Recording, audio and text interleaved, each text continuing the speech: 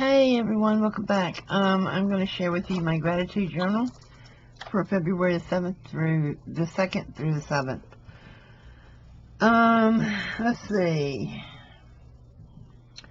Florida has 7,486 cases of COVID, 145 deaths. I am grateful everyone I know is safe. Thankfully, it has not affected our family.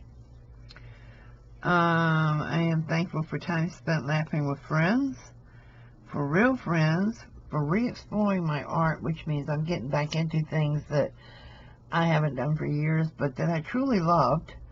But I kind of put it aside just, to do other crafting and realize I'm really not much of a crafter. I kind of lose interest in things. I'm more into the arts. I am thankful for all who support my channel and attend my lives. I am thankful for teaching the boys to respect and love nature as much as I do, and I planted a tree with them. I am thankful Tampa won the Super Bowl so my husband doesn't mope around. And here I have, sometimes my life is only 1/10 away from a full-blown circus. And so sometimes there's just no denying it. Life starts to resemble a full-blown, over-the-top, three-ring circus, and a poorly run one at that. With your arms flailing, hair flying, and screaming at the top of your lungs, passerbyers might even think you're a daring trapeze artist attempting her first trick. But guess what? You are not alone.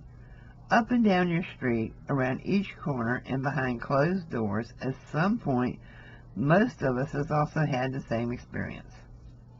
So if life is going to be a circus, rally your loved ones, step right up, and make it the greatest show on earth, the likes of which the world has never known. Once you do, you'll find that your troubles are easier when you embrace them with friends and loved ones. And if there happens to be an elephant in the corner of the room, introduce her and let her perform. So hoist up that big tent, march in the menagerie, and let the show begin. It's going to be stupendous. And I love that quote. I love that thought. Because no matter what life is throwing at us this past year, we're still fighting. We're still going strong. Some of us have been through more than others, and by George, we're not giving up. So I want you to remember that for 2021. You didn't give up in 2020. If you survived 2020, you can survive anything. Oh yes, before I forget, did I say I am thankful Tampa won the Super Bowl? You don't know what it's like living with a Tampa Bay Bucks fan. And Mr. Pete is one.